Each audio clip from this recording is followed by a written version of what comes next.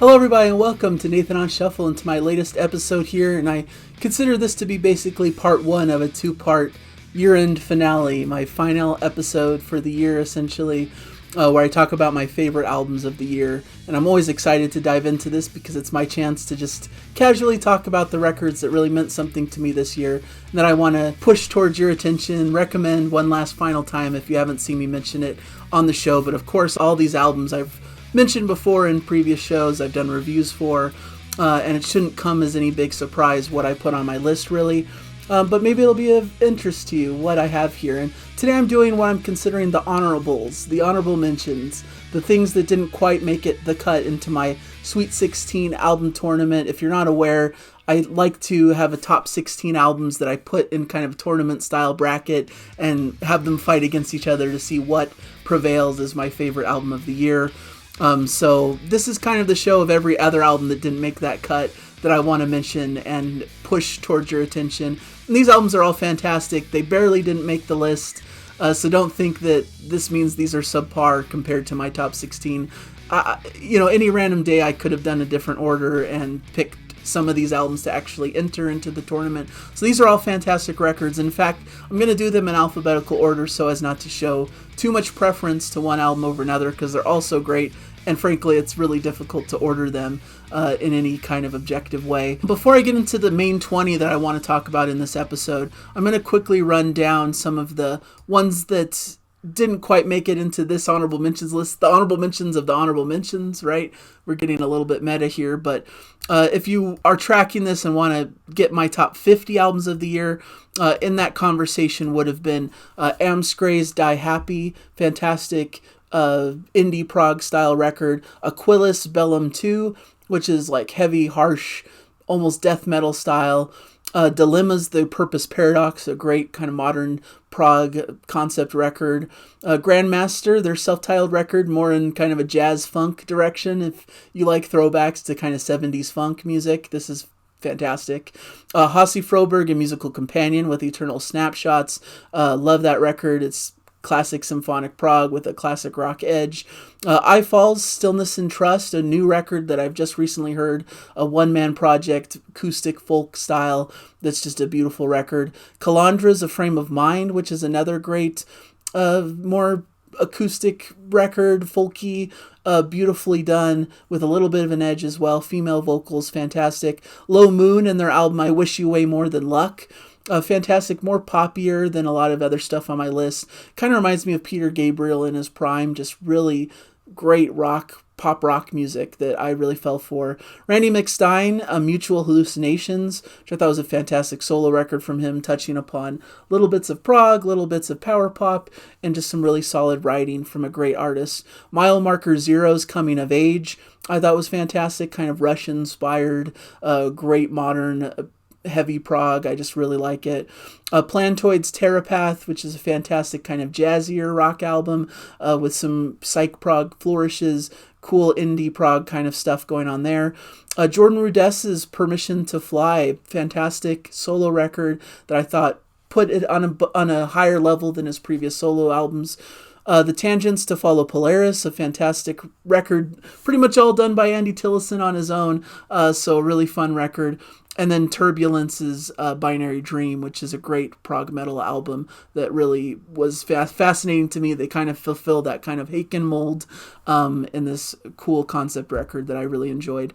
But into my top 20 list of honorable mentions proper here in alphabetical order, starting with the first one, I have ALMO and the album Reconciliation. This is progressive metal from Sweden. Once again, a one-man band project, a debut record from the artist. Very much fits into this kind of heavier prog metal mold of like Haken, Between the Buried and Me, Devin Townsend. Those are the artists that are heavily the influences of this. And some people have remarked in reviews that maybe this album relies really too heavily on its influences, wearing them on their sleeves a bit too much. But I just absolutely adore it. I think it's fantastic music. Has that cool heavy crunch. I'm not into the growling vocals so much, which come about every so often on this record, but it's mixed pretty well with cleans. But I just love the cool creativity on board here, that it dives into some really interesting, intricate passages, not afraid to kind of delve into different styles in prog and infuse these kind of quirky instrumental moments. I love the big epic at the end, which I think is the best showcase for what Almo's able to do, going from brutal death metal to some kind of gentle giant-y a cappella vocals to almost like a country western style section to these big epic prog conclusion build-ups, which is fantastic to hear going from one section to the next, and it really brought a smile to my face, and so I definitely really love that record this year. The second on my honorable mentions list is Barock Project, Time Voyager, or Barock Project. This is Neo-Prog from Italy, a fantastic concept record from the band. I really like their kind of classical tinged approach to prog. And this album really runs the gamut between different styles. There's stuff that's more traditional, like classic prog. You hear a bit of like Kansas and Styx in the mix with your Yes and Genesis nods. You get some ELP-inspired passages. Jethro Tull is in the mix here. There's some moments that are more classic jazz and blues based, maybe even harkening back to kind of a Steely Dan style flavor. So it's an eclectic album. Every track kind of has its own feel and flavor, and I like that because basically this album's concept is a voyage through time to these different time periods, to these different moments, and the music matches. There's a track that's like kind of a pirate sea shanty on board here, but they always infuse it with their own style, so it doesn't sound too wildly disparate. It still sounds like them, and it's a fantastic project if you haven't heard it yet. It's fantastic prog that I definitely recommend. Number 3 has been Sinister and the album Mostly Great Things, crossover prog from Canada. Much more in just kind of a cool classic rock vein. You know, there's not much prog here at all. There's maybe little hints of like a Yes style into the harmony vocals and things, but mostly it's just really cool pop rock in a classic rock style vein, harkening back to kind of cool, great classic 70s material like Boston, like The Who, you know, things like that just bring almost like a power pop sensibility, a fun to the music. And I just enjoyed this heavily. Every track hits and has something cool and catchy and hooky within it. It has a groove that's infectious. Those are the types of things I'm looking for just a fun listen. If I'm like driving around and just want to put on something fun, let my hair down a little bit and just have a blast listening to, this is that record, Ben Sinister's Mostly Great Things. Fourth on my mentions list is Delta and their album Gemini, progressive metal from Chile. I just mentioned this in my Q4 roundup. It's really impressed me in this late stage of the year. Think Haken, but with female vocals.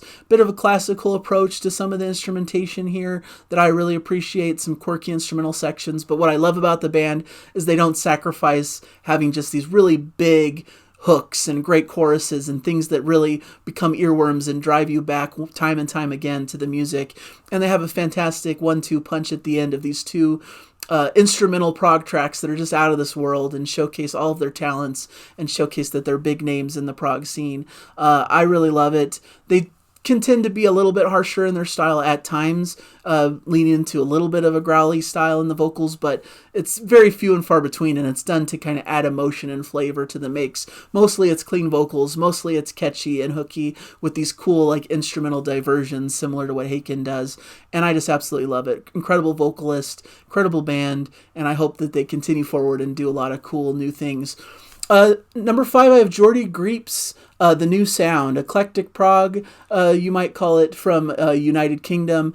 Fascinating artist. This is his solo project aside from Black Midi. Black Midi was a band that I always flirted with because I'm interested in them. Sometimes they have a bit of a harshness that doesn't really jive well with my ears, but I really love what Geordie Greep did on this record because he infused this kind of cool jazzy samba style with these Brazilian musicians, bringing a whole new aesthetic to the mix. And of course you get a lot of variety and different things. You know, it's not all just in that jazzy kind of Steely Dan-y mold. But I like the eclectic nature, his kind of off the cuff, kind of unhinged vocal style, where it's sometimes this kind of fast talking auctioneer style. Sometimes like he can go back into this kind of crooner style. In fact, the final track on the record is like a Frank Sinatra cover. So it's just wild what he accomplishes on this record. The lyrics are a little bit tough to get into for me because, you know, maybe I'm a bit of a prude, but it's, you know, very biting lyrics about these deplorable men who do these horrible things and who seem on the surface like these, like, ladies, men, confident people, but inside they really have a lot of insecurities just like anyone else, which is interesting as a concept and relatable, I think, for a lot of people who have insecurities and fears, and an interesting look at a different sort of person. But like I said, it can be a bit harsh listen, but it's a rewarding listen that uncovers a lot of hidden layers as you continue to hear it. So really fascinating record. At number 6, this pained me not to put this in my 16 tournament. I was so close to just putting this in my tournament list, is Isbjörg's Falter Endure, Neo-Prog from Denmark. I love this album to death. Has this cool poppy sensibility to it, but doesn't sacrifice some of those meteor prog moments. Veers into almost prog metal territory, especially in some of the later tracks, but really, mostly, it's very pop-oriented, very piano-driven, modern prog rock, kind of akin to like Deer Hunter and those type bands. Beautiful vocals, beautiful soundscapes, well done production. I just think this is a wonderful record to listen to if you're looking for something a bit lighter, a bit more accessible, but still has moments that are complex and cool. I just think this is an incredible record this year that deserves a lot more attention and love. Wish I could have put it in my top list, but I'm restricted. And so it was hard, but there you go. It deserves a special spotlight on this list, on my honorable mentions. At number 7, I have Kaipa's new album, which is really hard to pronounce, the Summer album. Symphonic Prague from Sweden. Kaipa is one of the more established names on the list. They've been around forever, actually since the 70s, but their newer iteration has kind of emerged in the early 2000s and has continued on up to this point. They have a lot of albums to their name, and I think this is one of the better ones. I really love this record. It's a bit of a lot to take in. It's a really lengthy record. There's a lot of lengthy tracks that go through a lot of different things. But I just think it's a great exploration into their sound, a great showcase for wonderful symphonic prog that just sounds so bright and fun and positive and beautiful. It evokes these landscapes that they're going for. It evokes this nostalgia and these memories. And I love some of the lengthier epics that are really expressive. Great male-female vocals, as always. Great playing from everyone on board. It's just a fantastic sounding record, and it's hard to fault it as just a premier symphonic prog album. I had to put it on my list for that fact. Just a really great record. Kingcrow, Hopium is my next pick. Progressive metal from Italy. This really blew me away with its kind of quirky style, kind of a synth pop edge, but never sacrificing the metal side to their equation. This came off the heels of being a little bit disappointed by Lepros's new album, which doesn't make my cut. I thought this was kind of a better version of what I was looking for with Leprous. A bit more hard-hitting, a bit more eclectic, a bit more different, and it really hit all those boxes, but still remains pretty accessible, pretty fun to listen to, some catchy hooks, some great vocals. All in all, a great album that's well worth recommending, that I think is a bright spot in the progressive metal scene this year. I really enjoyed this one quite a bit. Next, I have Kite Parade's Disparity, crossover prog from United Kingdom. This was another one pretty close to my top 16 list. In fact, their previous albums, I believe, have made it a bit higher in my list. The Way Home was their debut, and Retro after that. This is the music of Andy Foster, and it has a bit of kind of a poppier sensibility, like in It Bites or John Mitchell's various projects, Lonely Robot. Has a bit of that flavor, maybe a Frost style as well. With little prog flourishes and things to make it more interesting, but I like how it's grounded in just beautiful melody, great songwriting, great songcraft. And this album's a bit of a concept record that talks about the disparity of wealth between the ultra wealthy and poorer people who just aren't able to get by. And it's just, terrible that there's such a disparity between these two groups, and, kind of a call to bring these two together and to help out the less fortunate, to kind of shrink that gap that there is between these different people. And so it's a fantastic concept record. I really love it. It's probably my least favorite of the 3 Kite Parade records, just because I love their previous records so much. And I felt like they sacrificed a bit of the fun, excitement that some of those records had with a more moody, heavier piece. But I can't deny that there's just some incredible musicianship on board, some great guest vocalists. I love Lindsay Ward's vocal spot on, I believe the song's called Broken. Just fantastic and well worth your time to listen to. I would heavily recommend this for any fans of newer prog. Definitely check out their Bandcamp page. I don't think this one is available on streaming, but definitely worth picking up on their Bandcamp or in other formats. So one of my favorite records. I love this one. Clark Sound, What is Music? This is power pop, so to speak, from the US. This feels like a kind of a throwback 70s rock, kind of like a Steely Dan style. Think about, I really loved Lemon Twigs this year, and they kind of fall in a similar camp of newer bands, younger artists who are harkening back to kind of a classic era, to more of this power pop kind of 70s rock style. Really love this. It's cool because it's catchy and interesting and fun music, but it's complex at the same time. There's a lot going on, a lot of different melodic hooks, but stays grounded in this catchiness that just brings you back time and again. I love his vocals. I love all the instrumentation. I believe it's kind of a one-man band style project again, which is super impressive that he's able to pull off all these cool different sounds and things in his mix. So really love this record. I think it's really well worth your attention. It may not sound on the surface as your kind of thing if you're a pure prog head, but I think it's worth a listen if you like any kind of 70s pop or rock music. I think it's definitely in that lane. Next, I have Cersei Link and Christian Nesmith with Arcana. This is Symphonic Prague from the US.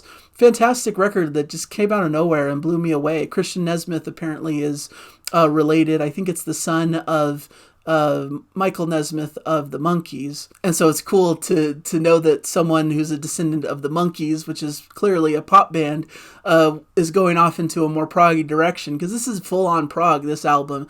Every track's fairly lengthy. There's a lot of references to, all the classic prog artists, to Yes, to Gentle Giant, to Jethro Tull, to Renaissance. Great female vocals throughout the mix. Some lengthier tracks that are a lot of fun to listen to. It's really epic in scope. It's really fun. And it's one of the best throwback retro prog albums that I heard this year. So definitely well worth checking out if you're into that style. I believe they have a couple of prog style albums. They have a lot of albums to their name, and they've kind of dabbled in a lot of different styles, but their pure prog is just right in the sweet spot for me of just this kind of great classic prog sound. So definitely into that. At number 12 on my honorable mentions, I have Neil Morse's The Restoration, Joseph Part 2. Maybe shocking to some that this isn't in the top 16 proper, but I only wanted to have one per artist in my top 16, and as many of you may know, Neil Morse has another album that I think is a little bit better than this one. But I really enjoyed this record also. It's the second part to a two-part series, and it does kind of lean more into his more musical theater style direction that he did with Jesus Christ the Exorcist, for example. But I felt like this one did a better job of blending in all of his typical prog stylings into the mix. You got those Gentle Giant a cappella vocals. You've got, some cool kind of Latin style sections like Senior Velasco. You've got some cool uplifting epic moments that he's known for. You get this kind of Kansas-y style sound, some really cool rock vibes. And so I really enjoyed this record, and it elevated Joseph Part 1 to me, where I wasn't as thrilled about that record, but now hearing the two combined, it really all makes sense. I love all the callbacks on this record to Joseph Part 1. It's a lot of fun. There's so many great vocal performances that are excellent here. And I like the blend that you get this kind of interesting, maybe a hair cheesy musical theater vibe, but blended with this cool prog rock that Neil Morse is known for, to create something new and interesting, and kind of ended this project in a really great manner. So it really lifted the whole project to me, and that's why I had to put it on my list. Next, I have Oddleaf and their album Where Ideal and Denial Collide, Symphonic Prague from France. Excellent debut record that just knocked my socks off. This was another heavy contender for my top 16 list. I like their style quite a bit, female vocals, and I like how they are able to blend kind of this classic prog flavor, but still sound modern and sound like the music of today in some strange fashion. I love how they kind of throw these nods to Norwegian prog, like Wobbler and stuff, and Tusmork, and have these cool sections with organ and flute, and just go off into these cool explorations that are a lot of fun, these expanded workouts, but it's still grounded in great vocals, great harmonies, great sections that are just great songs and well written and great catchy earworms. And the final track, which is a full-on instrumental that just goes full bore on this kind of style of music, is just fantastic. One of the best moments of music that I heard all year. That epic finale just leaves you wanting more and hoping for another part to come in a future album. So I'm excited to see what they do next, and if they continue on this trajectory, could very easily make my top 16 in future years. At number 14, one of the odder albums on the list. This is Pongu and Lampio Rei. This is experimental post-metal from Brazil. It has a bit of a Zool style flavor, kind of like Magma, but it has this cool, like, jazzy progginess. This Brazilian influence that they bring into the mix. Has almost like a Gentle Giant aesthetic, especially in the second half. To me, this is a record more than any other that's kind of a record of two halves. The first half leans a bit more into the heavier aesthetic to their sound, this kind of Zool-like chanting and almost growling vocals pop up on a few tracks, but you still get it grounded with some really cool modern prog feels. The second half of the record, though, really leans heavy into this more Brazilian jazz, kind of this proggier stuff that's more avant-garde and interesting, but grounded in these really cool melodies and these expanded instrumental moments and quirkiness by the band. They're not afraid to do really oddball, kind of crazy things, but it all makes sense melodically and musically to make for a fascinating listen that just grabbed my ears and hasn't let go. It's just a great record that I absolutely adore and had to have on my list here.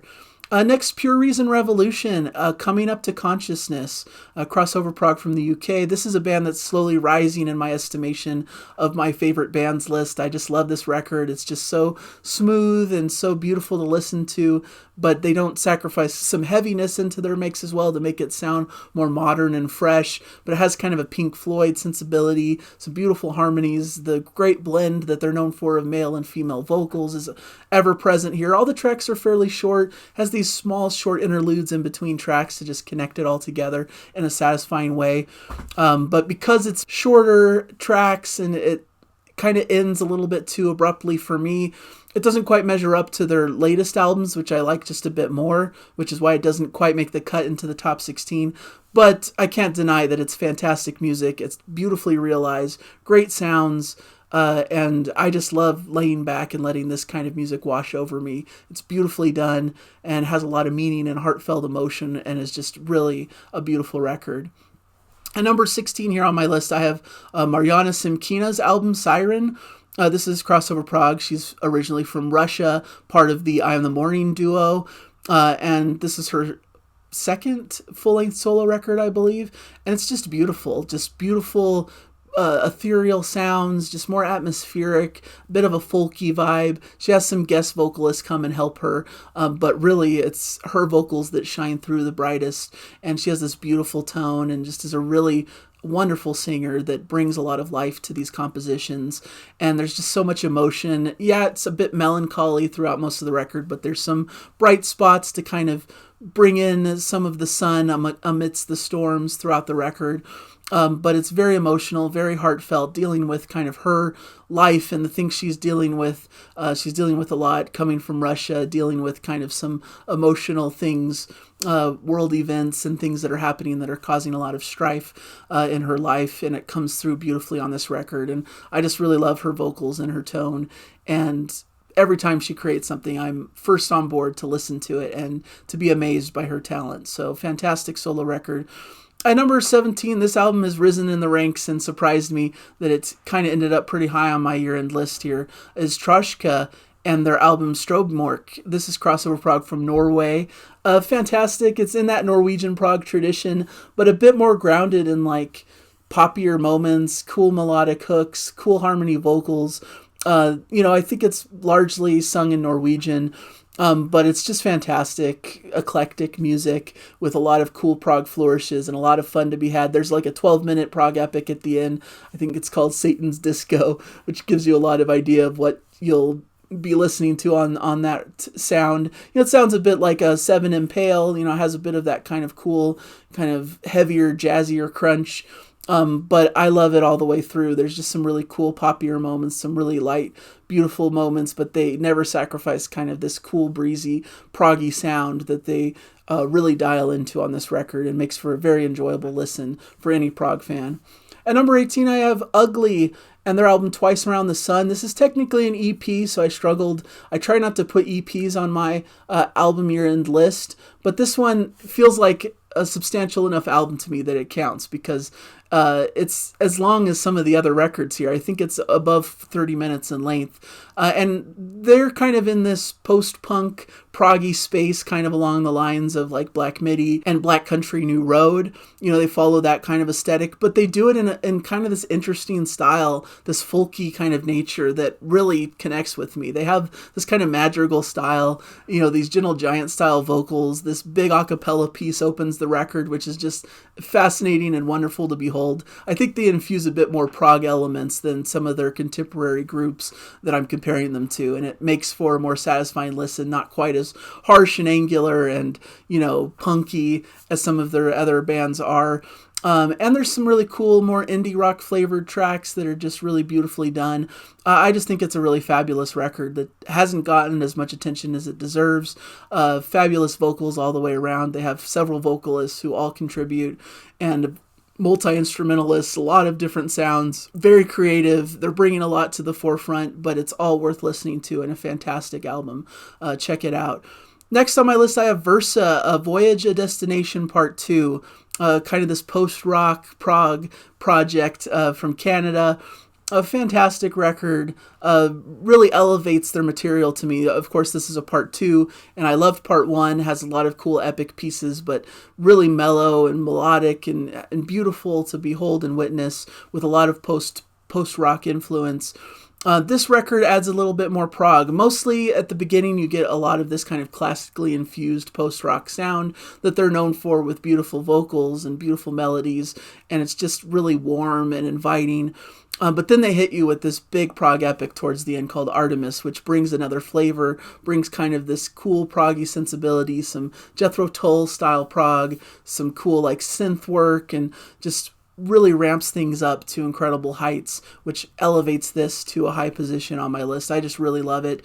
Really love the artist and how they've connected with their fans and how they've really reached out to me and my fellow YouTubers in a lot of ways. I think that's fantastic. And I love all the guests here on board. Ross Jennings guests on a track. You've got some member from Caligula's Horse on board here as well. And from Moonletters, and just a fantastic group of musicians crafting really beautifully well done music that doesn't sound like anything else. I think that's really what stands out to me about Versa, is they've forged their own unique path. They don't sound like any other band, and I think that's a hallmark of who they are and what they're doing. And then finally, the 20th here, Von Hertzen Brothers and their album In Murmuration, crossover prog from Finland. I was initially disappointed with this album because I loved the previous album, Red Alert in the Blue Forest, so much. And that was one of my favorite top records of its year. It almost got the top spot. It ended up like being number 2 on my list. So this had a lot to live up to, and it's not the same kind of record as that one. That one was more heavily into the prog sphere and had these lengthier pieces and this folky element, and it was really cool. This album is just these shorter, more poppy-inspired tracks. It's just bright and fun, and it took me a minute, but once I got into it, I figured out this record, and it's just a blast to listen to. Has so many fun, catchy moments. These really cool, bright rock songs that just grab hold of you. They have a few pieces towards the latter half of the record that are a bit more, expanded and have a bit more of that Red Alert in the Blue Forest flavor. And some really great guitar soloing and great harmony vocals that they're known for. These three brothers' voices just blend together so fantastically well. But I kind of view this in the same vein as the Ben Sinister record. Just fun to put on if you just want fun, catchy, cool rock music to jam out to when you're driving, when you're just hanging out, and just want something fun to listen to. This fits that bill perfectly well. And I've been loving it more and more as I've been living with it over the last couple months. So there you go, the honorables. These are the albums that I love, that I wish I could have on my list of my top 16. So I'm holding off on some of those big records that I loved this year that are in my top 16 tournament. You could start guessing what's on that list. What have I omitted here that might be part of my top 16? Let me know in the comments your records that you really enjoyed, what grabbed you from this list, and any that you might be checking out based on my descriptions here. So thank you guys so much for joining me. This was a really fun show to put together and to do. And I hope you guys stick around for the Sweet 16 tournament. It's going to be a lot of fun to get my top 16 albums of the year. So thank you guys, and enjoy the music. And I'll see you guys hopefully in a future episode. Bye, everybody.